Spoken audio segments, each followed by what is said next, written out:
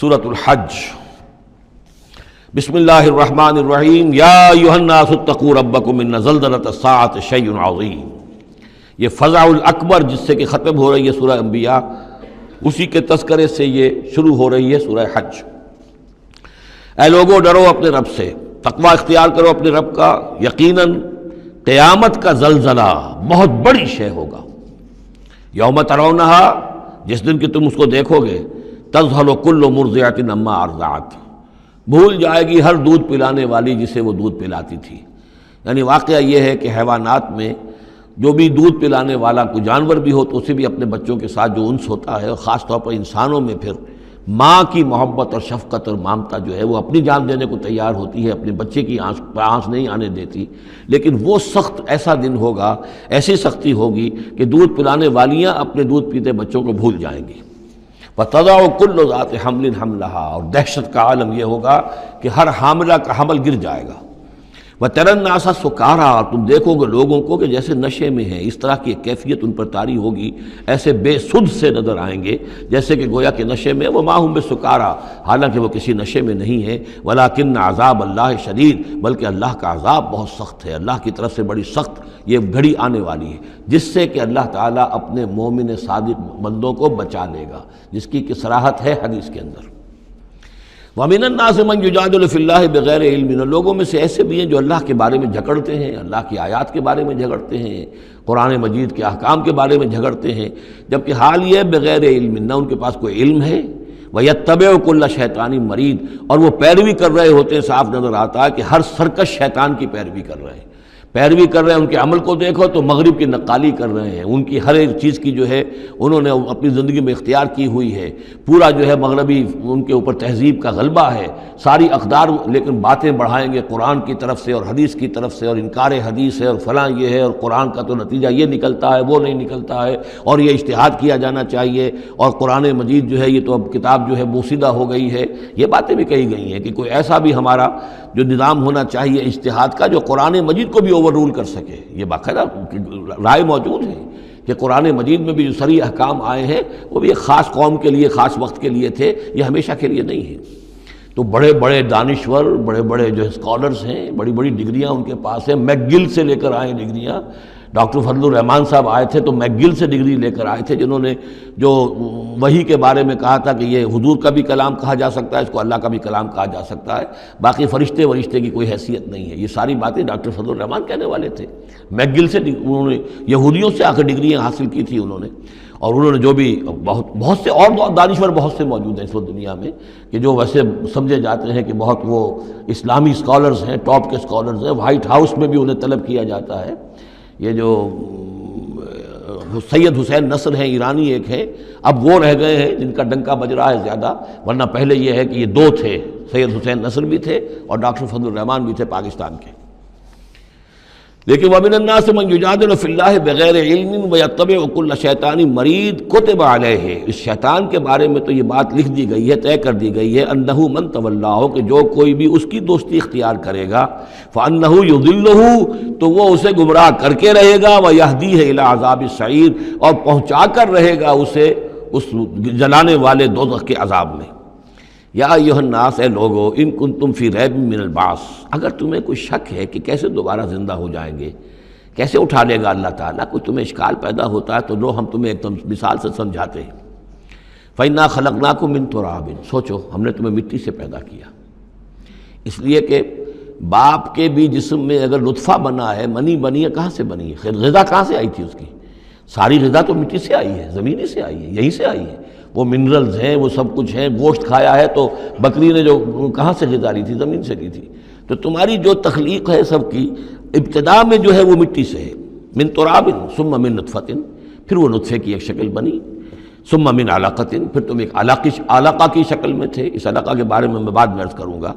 ابھی میں اس کا کوئی ترجمہ نہیں کر رہا، اس کا ترجمہ عام طور پر جمع ہوا خون کیا جاتا ہے، یہ ترجمہ صحیح نہیں ہے۔ ثم من مضغۃ، پھر یہ کہ وہ ایک لوتھڑے کی طرح تھا، گوشت کا ایک لوتھڑا سا تھا، مخلقۃ غیر مخلقۃ، پہلے اس پہ کوئی نشانات تھے ہی نہیں، پھر اس لوتھڑے کے اوپر نشانات آنے شروع ہوئے، معلوم ہوا کہ یہاں سے یہ بازو نکلیں گے، یہاں سے یہ ٹانگیں نکلیں گی، اسی کے اندر جو ہے یہ آثار شروع ہو گئے۔ لنبین لکم، تاکہ ہم تمہیں کھول کھول کر بیان کر دیں۔ یہ جو بھی سٹیجز ہیں، کہ جو ایمبریونک جو سٹیجز ہیں، اس میں واقعہ یہ کہ اس کے بارے میں کیتھل مور کا میں قول آپ کو سنا چکا ہوں، جو تعارف قرآن کا میرا لیکچر تھا، کہ ان چیزوں کے بارے میں حیران اور ششدر ہیں جو اس وقت ایمبریولوجی کے سب سے بڑے ماہر ہیں، جن کی ٹیکسٹ بکس دنیا کے اندر سب سے زیادہ مستند مانی جاتی ہے، کہ ہم حیران ہیں کہ یہ ساری چیزیں قرآن مجید نے کیسے کہی ہیں، اور یہ بالکل ایگزیکٹ جو ہے تعبیر ہے ان سٹیجز کی، کہ جو رحم مادر میں انسانی جنین جن سٹیجز سے گزرتا ہے اس کی اس سے زیادہ صحیح تعبیر ہو نہیں سکتی۔ وَنُقِرُّ فِي الْأَرْحَامِ مَا نَشَاءُ، یہی مضمون چونکہ دوبارہ پھر آئے گا سورہ مومنون کے پہلے رکوع میں، تو میں وہاں اس کے بارے میں تفصیل سے عرض کروں گا۔ اور ہم ٹھہرائے رکھتے ہیں رحموں میں جو ہم چاہتے ہیں، یعنی رحم کے اندر پھر رحم مادر میں وہ حمل رہتا ہے، اب وہ حمل بیٹے کا ہوا ہے، بیٹی کا ہوا ہے، یا بیٹا یا بیٹی وہ ذہین ہے، فتین ہے، خوبصورت ہے، کیسی ہے، صحیح ہے، سالم ہے، وہ ہمارا فیصلہ ہے۔ نقر فی الارحام ما نشاء الی اجل مسمى، ہم ٹھہرائے رکھتے ہیں رحموں میں جو ہم چاہتے ہیں ایک وقت معین تک، ثم نخرجکم طفلا، پھر ہم تمہیں نکالتے ہیں، وہ تم چھوٹے سے بچے ہوتے ہو، ثم لتبلغوا اشدکم، پھر تم اپنی پوری جوانی کو پہنچتے ہو، قوت کو پہنچتے ہو، ومنکم من یتوفی، تم میں سے وہ بھی ہیں کہ جو پہلے ہی ان کا انتقال ہو جاتا ہے، انہیں قبض کر لیا جاتا ہے، انہیں اللہ تعالیٰ لے جاتا ہے، ومنکم من یرد الی ارذل العمر، اور تم میں سے ایسے بھی ہوتے ہیں جو بڑی ہی نکمی ضعیفی کی عمر کو پہنچ جاتے ہیں، لکی لا یعلم من بعد علم شیئا، کہ پھر وہ نہ جانے سب کچھ جاننے کے باوجود کچھ بھی۔ بڑھاپا آتا ہے تو ایسا آتا ہے، ڈیمنشیا بھی ہو جاتا ہے، ساری ذہنی صلاحیتیں ختم ہو جاتی ہیں، یادداشت زائل ہو جاتی ہے، پھر بچپن کی عادتیں عود کر آتی ہیں، لکی لا یعلم من بعد علم شیئا، پھر یہ صورت بھی ہو جاتی ہے۔ یہ ارذل العمر ہے جس سے کہ حضور صلی اللہ علیہ وسلم نے اللہ کی پناہ مانگی ہے کہ اللہ اس سے پہلے اٹھا لے، اس سے پہلے کہ انسان اس کیفیت میں آ جائے کہ جس کا نقشہ یہاں کھینچا جا رہا ہے، لکی لا یعلم من بعد علم شیئا۔ بڑا سقراط تھا، بقراط تھا، کچھ تھا، لیکن اب کیا ہو گیا ہے اس کو دیکھیے۔ وَمِنْكُمْ مَنْ يُرَدُّ إِلَىٰ أَرْذَلِ الْعُمُرِ، ان کے لیے دعا کر لیجیے، اللہم اغفر لہ وارحمہ وادخلہ فی رحمتک وحاسبہ حسابا یسیرا۔ ان سے ایک بہت بڑی خطا ہوئی ہے، رجم کی سزا کے بارے میں میں سورہ نور میں عرض کروں گا، لیکن اللہ تعالیٰ تمام خطاؤں کو معاف فرمانے والا ہے۔ اللہم اغفر لہ وارحمہ وادخلہ فی رحمتک وحاسبہ حسابا یسیرا، اللہم نور مرقدہ واکرم منزلہ والحقہ بعبادک الصالحین، آمین یا رب العالمین۔ وَمِنْكُمْ مَنْ يُتَوَفَّى وَمِنْكُمْ مَنْ يُرَدُّ إِلَىٰ أَرْذَلِ الْعُمُرِ لِكَيْ لَا يَعْلَمَ مِنْ بَعْدِ عِلْمٍ شَيْئًا وَتَرَى الْأَرْضَ، اب ایک تو نقشہ کھینچا انسانی زندگی کا، اس آپ مٹی سے چل کر تم کہاں سے کہاں پہنچ گئے، پھر فوت ہو کے پھر مٹی بن جاتے ہو، یہ جس کی یہ قدرت ہے، جس کی یہ خلاقی ہے، جو اس سارے نظام کو لے کر چل رہا ہے، تمہیں اس کے بارے میں کوئی شک ہے؟ اس کی قدرت کے بارے میں کوئی تمہیں یہ شبہ وارد ہو سکتا ہے کہ وہ دوبارہ پیدا نہیں کر سکتا؟ اچھا ایک اور مثال لے لو، وَتَرَى الْأَرْضَ حَامِدَةً، تم دیکھتے ہو زمین کو کہ پڑی ہوئی ہے، بے آب و گیا، خشک اور ویران، کئی زندگی کے آثار نہیں۔ فَإِذَا أَنزَلْنَا عَلَيْهَا الْمَاءَ اهْتَزَّتْ وَرَبَتْ، پھر جب ہم اس پر پانی برساتے ہیں تو وہ تازہ ہو جاتی ہے، اہتزاز، اور وہ اس میں جنبش ہو جاتی ہے، اہتزت۔ یہتزو جو آیا یہ لفظ پہلے ہم پڑھ چکے ہیں کہ جب حضرت موسیٰ کا عصا زمین پر انہوں نے رکھا تو وہ تو اب ہلنے لگا، حرکت کرنے لگا جیسے کہ سانپ حرکت کرتا ہے، تو زمین میں بھی حرکت پیدا ہو جاتی ہے، اس لیے کہ اب جو کونپلیں نکل رہی ہیں وہ حرکت کر رہی ہیں، وہ ادھر ادھر جو ہے، جو پہلے زمین پڑی ہوئی تھی ساکن، صامت، ساکن، بے آب و گیا، خشک، لیکن اس کے بعد اہتزت، اس کے اندر ایک حرکت پیدا ہوتی ہے، وہ ربت، وہ ابھرتی ہے، گویا کہ جیسے وہ گھاس یا سبزہ اوپر اٹھ رہا ہے، اور جیسے کہ فصل گویا کہ زمین اٹھ رہی ہے، وہ اٹھتی ہے، ابھرتی ہے، وَأَنبَتَتْ مِن كُلِّ زَوْجٍ بَهِيجٍ، اور ہر طرح کی قسم قسم کی تر و تازہ چیزیں جو ہیں وہ اگا دیتی ہے زمین۔ تو ذرا سوچو، زمین مردہ تھی، اللہ نے زندہ کر دیا۔ تمہارا اپنا معاملہ یہ ہے کہ مٹی سے لے کر اور تمہارے ایک انسان پورے بننے تک، یہ پھر کیسے شک کرتے ہو؟ تمہیں اللہ تعالیٰ کی قدرت میں بھی کوئی شک نہیں ہونا چاہیے۔ یہ تمہاری زندگی کا سائیکل چل رہا ہے اور یہ نباتاتی سائیکل چل رہا ہے ساتھ کے ساتھ، یہ چند مہینے کا ہوتا ہے، یہ تمہارا جو ہے یہ 60 70 80 برس کا ہے، اس کے علاوہ تو کوئی فرق نہیں۔ ذالک بان اللہ هو الحق، یہ اس لیے ہے کہ اللہ تعالیٰ الحق ہے، اس کے حق ہونے میں، برحق ہونے میں کسی شک و شبے کی گنجائش نہیں۔ وَأَنَّهُ يُحْيِي الْمَوْتَىٰ، اور یہ کہ وہ مردہ کو زندہ کرتا ہے، مردہ کو زندہ کرے گا، زمین تمہارے سامنے مردہ پڑی ہوتی ہے اور زندہ ہو جاتی ہے۔ وَأَنَّهُ عَلَىٰ كُلِّ شَيْءٍ قدیر، اور یہ کہ وہ تو ہر چیز پر قادر ہے۔ وَأَنَّ السَّاعَةَ آتِيَةٌ، اور یہ کہ قیامت آ کر رہنی ہے، لا ریب فیہا، اس میں کسی شک و شبے کی گنجائش نہیں۔ وَأَنَّ اللَّهَ يَبْعَثُ مَن فِي الْقُبُورِ، اور یقیناً اللہ تعالیٰ اٹھائے گا ان کو جو قبروں کے اندر ہے، بعث بعد الموت ہو کر رہے گا۔ وَمِنَ النَّاسِ مَن يُجَادِلُ فِي اللَّهِ بِغَيْرِ عِلْمٍ وَلَا هُدًى وَلَا كِتَابٍ مُنِيرٍ، اور لوگوں میں سے کچھ ایسے بھی ہیں جو اللہ کے بارے میں، اللہ کی باتوں کے بارے میں، اللہ کی صفات کے بارے میں، ذات خداوندی کے بارے میں جھگڑتے ہیں، بحثیں کرتے ہیں، نزاع کرتے ہیں، نہ ان کے پاس علم ہے، بغیر علم ولا ہدن، نہ کوئی ہدایت ہے، ولا کتاب منیر، نہ کوئی روشن کتاب ہے جس سے وہ رہنمائی لے رہے ہوں۔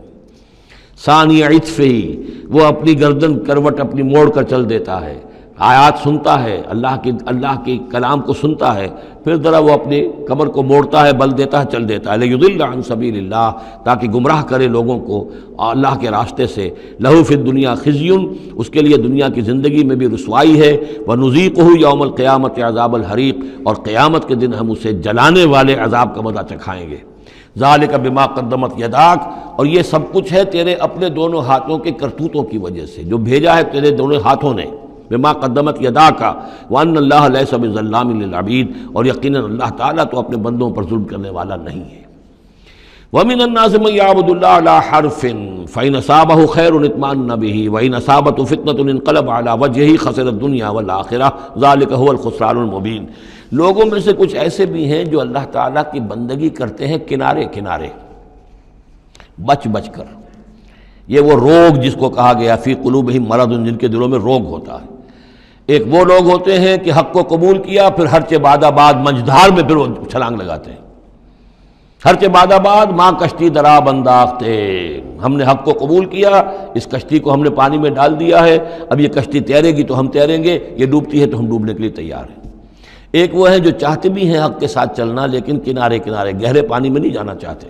خطرات مول نہیں لینا چاہتے، اپنے لیے جان اور مال جو ہے اس کو بچا بچا کر، وہ جو اقبال نے کہا تو بچا بچا کے نہ رکھ اسے تیرا آئینہ ہے وہ آئینہ، کہ شکست ہو تو عزیز تر ہے نگاہ آئینہ ساز میں۔ لیکن یہ کچھ لوگ بچ بچ کر چلنا چاہتے ہیں، کوئی گردن نہ پہنچ جائے، کوئی نقصان نہ ہو جائے، کوئی ہمیں قربانی نہ دینی پڑے۔ وَمِنَ النَّاسِ مَن يَعْبُدُ اللَّهَ عَلَىٰ حَرْفٍ، کنارے ساتھ، فَإِنْ أَصَابَهُ خَيْرٌ اطْمَأَنَّ بِهِ، اگر خیر آئے تو مطمئن رہیں گے، وَإِنْ أَصَابَتْهُ الْفِتْنَةُ انقلب عَلَىٰ وَجْهِهِ، اور اگر کوئی فتنہ آ گیا، آزمائش آ گئی، کوئی قربانی کا وقت آ گیا، پکار آ گئی، نکلو اللہ کی راہ میں اور لاؤ اللہ کی راہ میں، تو وہ اپنے چہروں کے بل اوندھے گر جاتے ہیں۔ خسرت دنیا والآخرہ، یہ خسارہ ہے، یہ گھاٹا ہے، یہ نقصان ہے دنیا اور آخرت دونوں کا۔ ذالک هو الخسران المبین، اور یہ بہت ہی نمایاں اور واضح تباہی ہے۔ ایک میں بات عرض کرنی رہ گئی ہے کہ سورہ حج کے بارے میں بعض جگہ آپ نے دیکھا ہوگا لکھا ہوا کہ یہ اس کو مدنی بھی مانا گیا ہے، لیکن یہ واقعہ ہے کہ اس سورہ مبارکہ کے اندر بعض آیات ایسی ہیں کہ جو یا تو مدنی ہیں، اور بعض آیات کے بارے میں مجھے پھر وہ ایک قول مل گیا تھا حبر الامہ حضرت عبداللہ ابن عباس رضی اللہ تعالی عنہما کا، وہ میں بعد میں انشاءاللہ وہ کل ہم پڑھیں گے۔ وہ آیات نازل ہوئی ہیں اثناء سفر ہجرت میں۔ ظاہر بات ہے کہ جب حضور مکے سے نکل آئے ہیں اور جا رہے ہیں تو کتنے دن لگے ہیں، کوئی وہ چند گھنٹے کا، 1 گھنٹے کی فلائٹ تو نہیں تھی کہ جو ہوائی جہاز سے آپ چلے گئے ہوں، آدھے گھنٹے کی فلائٹ ہے کل، نہیں، لیکن یہ کوئی وقت لگا۔ اس میں بھی جو آیات نازل ہوئی ہیں، اور اس صورت میں کئی آیات ایسی ہیں کہ جن کی بڑی گہری مشابہت آپ کو مل جائے گی سورہ بقرہ کی آیات کے ساتھ۔ چنانچہ شہادت علی الناس والی آیت بھی اس صورت میں بھی ہے، سورہ بقرہ میں بھی ہے، لِيَكُونَ الرَّسُولُ شَهِيدًا عَلَيْكُمْ وَتَكُونُوا شُهَدَاءَ عَلَى النَّاسِ، یہ آپ کو سورہ حج کے آخر میں ملے گی۔ جہاد کا لفظ بھی اس صورت مبارکہ میں ملے گا۔ یہ آیت بھی آپ غور کریں گے تو سورہ بقرہ کے دوسرے رکوع میں جو مثال آئی تھی، منافقین کا حال یہ ہے، او کصیب من السماء فیہ ظلمات ورعد وبرق یجعلون اصابعهم فی آذانہم من الصواعق حذر الموت واللہ محیط بالکافرین، تو یہ جب بجلی جب چمکتی ہے، کوئی روشنی نظر آتی ہے، چل پھر لیتے ہیں، لیکن اس کے بعد پھر جیسے ہی اندھیرا ہوتا ہے کھڑے رہ جاتے ہیں۔ تو بالکل وہی کیفیت ہے کہ جب ذرا حالات صحیح ہوئے، نارمل ہوئے، کوئی خطرہ نہیں، کوئی اندیشہ نہیں، کوئی مطالبہ نہیں، کوئی جنگ کی مہم جو ہے پیش نظر نہیں ہے، تو وہ بڑے چلت پھر دکھا رہے ہیں، حضور کے پاس آ رہے ہیں، باتیں کر رہے ہیں، وہ ہے کہ وہ بھی اہل ایمان کے ساتھ ہیں، لیکن جب ذرا مشکل وقت آیا اوندھے منہ گر پڑے۔ وَمِنَ النَّاسِ، اللہ تعالیٰ ہمیں اس سے بچائے، اور دین اور ایمان کے ساتھ اور اللہ کے دین کو قائم کرنے کی جد و جہد میں مخلصانہ اور ہمہ تن ہمہ وجوہ اپنے آپ کو جھونک دینے کی ہمت عطا فرمائے۔ وَمِنَ النَّاسِ مَن يَعْبُدُ اللَّهَ عَلَىٰ حَرْفٍ فَإِنْ أَصَابَهُ خَيْرٌ اطْمَأَنَّ بِهِ وَإِنْ أَصَابَتْهُ فِتْنَةٌ انقلب عَلَىٰ وَجْهِهِ خَسِرَ الدُّنْيَا وَالْآخِرَةَ ذَلِكَ هُوَ الْخُسْرَانُ الْمُبِينُ يَدْعُو مِن دُونِ اللَّهِ مَا لَا يَضُرُّهُ وَمَا لَا يَنفَعُهُ، یہ پکارتا ہے اللہ کے سوا ان کو جو نہ اسے کوئی ضرر پہنچا سکتی ہے نہ نفع۔ ذَلِكَ هُوَ الضَّلَالُ الْبَعِيدُ، یہی ہے بہت ہی گمراہی، دور کی گمراہی۔ يَدْعُو لَمَن ضَرُّهُ أَقْرَبُ مِن نَفْعِهِ، وہ پکارتا ہے اللہ کو، اس کو کہ جس کا ضرر جو ہے وہ اس کے نفع سے قریب تر ہے۔ اللہ کے سوا کسی کو پکارو گے تو نفع تو کوئی ہے نہیں، لیکن ضرر تو پہنچ گیا۔ لبیس المولا و لبیس العشیر، بہت ہی برا ہے وہ دوست اور بہت ہی برا ہے رفیق۔ ان اللہ یدخل الذین آمنوا وعملوا الصالحات جنات تجری من تحتها الانہار، یقیناً اللہ تعالیٰ داخل کرے گا ان لوگوں کو جو ایمان لائے اور جنہوں نے نیک عمل کیے ان باغات میں جن کے دامن میں ندیاں بہتی ہوں گی۔ ان اللہ یفعل ما یرید، یقیناً اللہ تعالیٰ کرتا ہے جو چاہتا ہے، جس چیز کا ارادہ کرتا ہے وہ کر گزرتا ہے، فعال لما یرید ہے۔ من کان یظن ان لن ینصرہ اللہ فی الدنیا والآخرۃ فلیمدد بسبب من السماء ثم لیقطع فلینظر هل یذهبن کیدہ ما یغیظ۔ یہ آیت مشکلات القرآن میں سے ہے، بہت سے مختلف انداز میں اس کی تعبیرات کی گئی ہیں، لیکن میرا دل ٹھکا ہے اسی تعبیر پر کہ جو موضح القرآن میں شاہ عبد القادر دہلوی رحمۃ اللہ علیہ نے کی ہے، اور میں اسی کو وضاحت کے ساتھ پیش کر رہا ہوں۔ جو شخص دین کے لیے خدمت کر رہا ہو، دین کے لیے لگا ہوا ہو کام کے اندر، داعی ہے یا اس کسی داعی کے ساتھ ہے، اب اس کے لیے یہ ہوتا ہے کہ ایک تو امید ہوتی ہے کہ اللہ کی مدد آئے گی، آج نہیں تو کل آئے گی، کل نہیں تو پرسوں آئے گی۔ اگر کسی وجہ سے انسان حالات کو دیکھ کر اتنا مایوس ہو جائے کہ اللہ کی مدد کی اسے امید نہ رہے، یہ چیز پھر اس کے لیے بہت بڑی ناکامی کا سبب بن جائے گی۔ امید پیوست رہ شجر سے امید بہار رکھ، اللہ سے مایوس نہیں ہونا چاہیے۔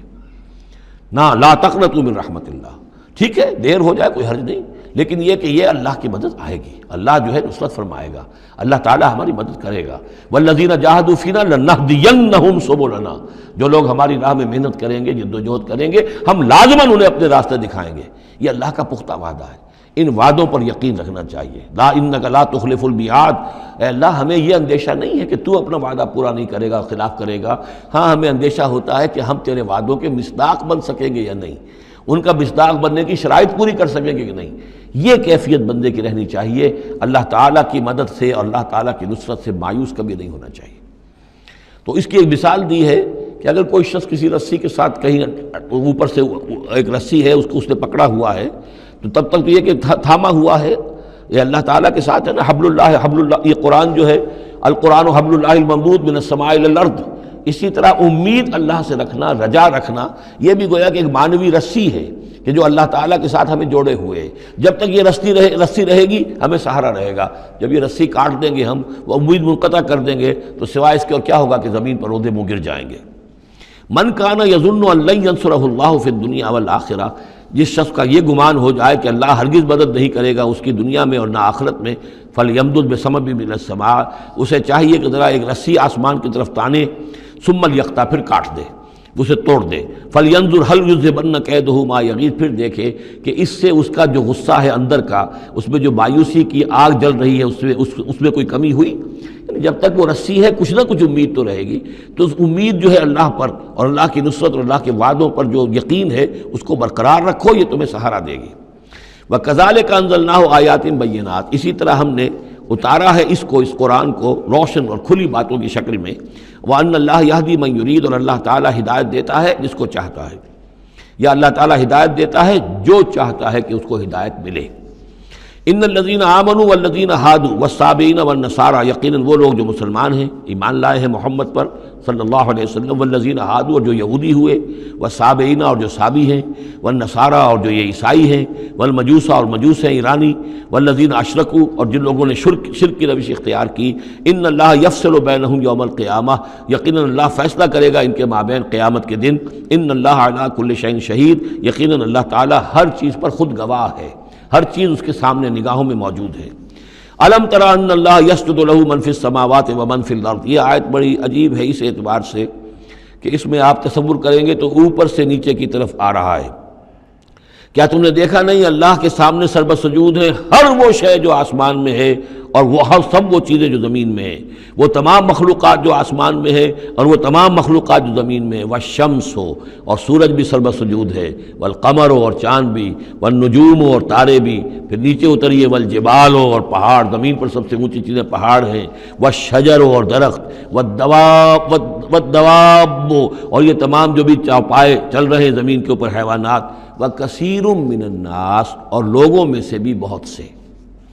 لوگوں میں سے تفریق ہے کہ کچھ باغی ہو گئے ہیں، باقی تو یہ ساری مخلوقات اللہ کے قانون کی پابند ہیں،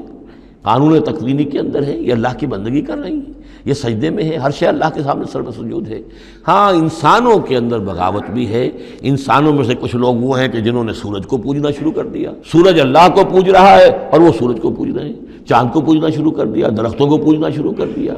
جانوروں کو پوجنا شروع کر دیا، یہاں تک کہ اعضائے تناسل کو پوجنا شروع کر دیا۔ ہندوؤں کے اندر تو یہ بھی ہے، یہ پوجا ہوتی ہے۔ تو یہ ہے ان لوگوں کی گراوٹ۔ انسانوں میں سے اللہ تعالیٰ جس کو ہدایت دے دیتا ہے، معرفت حاصل ہو جاتی، پھر وہ اسی کے سامنے سربسجود ہوتے ہیں۔ وَكَثِيرٌ حَقَّ عَلَيْهِ الْعَذَابُ لیکن بہت سے ایسے ہیں کہ جو عذاب الہی کے مستحق ہو جاتے ہیں۔ وَمَن يُهِنِ اللَّهُ فَمَا لَهُ مِن مُكْرِمٍ اور جنہیں اللہ تعالیٰ ہی رسوا کر دے، ذلیل کر دے، اب اس کو عزت دینے والا کوئی نہیں ہے۔ جنہوں نے اپنے آپ کو ذلیل کیا، مخلوقات کے سامنے جھک گئے، انہوں نے ان کو اپنا معبود بنا لیا، جبکہ اللہ تعالیٰ کے سامنے سب ساری کی ساری مخلوقات جو ہیں وہ تو اللہ کی بندگی میں ہے، اور اللہ نے تو اسے بنایا تھا خلیفۃ اللہ فی الارض، اسے مقام یہ عطا کیا تھا، مسجود ملائک بنایا تھا۔ اب جو اپنی اس تمام عظمت سے خود ہی مستعفی ہو گیا اور وہ مخلوقات کے سامنے جھک رہا ہے، فما لہ من مکرم تو پھر اسے اب اس کا اکرام کرنے والا اور اسے عزت دینے والا کوئی نہیں۔ ان اللہ یفعل ما یشاء یقیناً اللہ کرتا ہے جو چاہتا ہے۔ آیت سجدہ ہے، سجدہ کر لیجیے۔